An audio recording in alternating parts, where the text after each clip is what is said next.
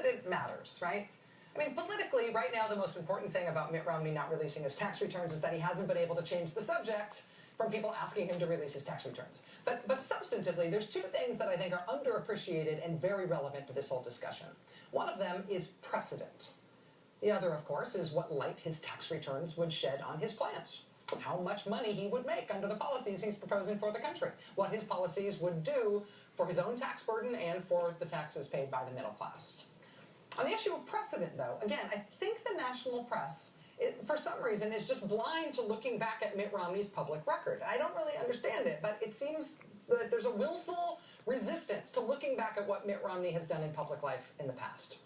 When Jim Messina from the Obama campaign today tried to make a deal with the Romney campaign about the tax returns, the Obama campaign narrowed the question. They asked for 5 years of returns. They asked Mr. Romney to release from 2007 to 2012, basically the years Mr. Romney has been running for president. In doing that, they tried to address the Romney campaign's main objection to releasing more tax returns. They keep saying they're worried that if they reveal anything, the Obama campaign will only demand that they release more. Well, today the Obama campaign manager acknowledged that concern. He said, quote, "If the governor will release 5 years of returns, I commit in turn that we will not criticize him for not releasing more, neither in ads nor in other public communications or commentary for the rest of the campaign." Despite the question being narrowed and their objection being met, the Romney campaign still said no deal. Mr. Romney said he had looked back over the last decade of his returns and found that he, quote, "never paid less than 13%. And we all have to trust him on that. But back when he was running for governor in Massachusetts in 2002, Mr. Romney set a precedent for what he is doing now.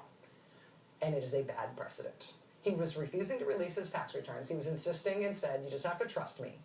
That year in 2002, he just finished running the Olympics in Utah. He came back to Massachusetts and announced that he was making a bid for office because he had been in Utah, working in Utah for a few years. He had told a local Utah reporter that he had declared himself a Utah resident for tax purposes.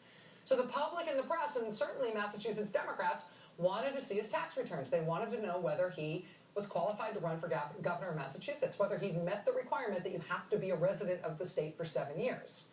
Mr. Romney declined to release his tax returns, citing a concern for privacy. Now, because the question was not Mr. Romney's income at the time, but it was his residency, the Boston Globe narrowed the question, just exactly the way the Obama campaign did today. They offered the Romney campaign in 2002 a deal. The Globe said, "Release the tax returns to us with all of the financial information redacted, with all of the numbers blacked out, with only your name and address still visible." They narrowed the question to account for the supposed objections that Mr. Romney had raised to it. The issue is your residency. Just let us see the tax returns just to see your residency. But still, the Romney campaign said no. They said no deal. Mr. Romney had been filing as a Massachusetts resident, the campaign said. Mr. Romney's staffer, Eric Fernstrom, told the paper, "You are going to have to take my word for it." And it turns out that word was not good. Facing a legal challenge by the Democrats, Mr. Romney was forced to admit that actually maybe the reason he didn't want to release those returns is because what was in them is not what he said was in them. He had not been filing his taxes as a Massachusetts resident, as he publicly insisted that he had. After he announced his campaign for governor, he had to go back and retroactively amend his taxes so that they would match what he had been saying they said. What the Romney campaign had been saying about his taxes, when they said the public should just trust him, was not true. They had been lying about what was in those tax returns. That's why they would not release them, even with all the financial details blacked out. But now they are assuring us that they never paid zero in taxes. And even with their stated objections for why they won't release the tax returns addressed in this new offer from the Obama campaign, even then, with the question narrowed, they still will not show the evidence. They are still saying, just trust us. The precedent for trusting them on this is not good.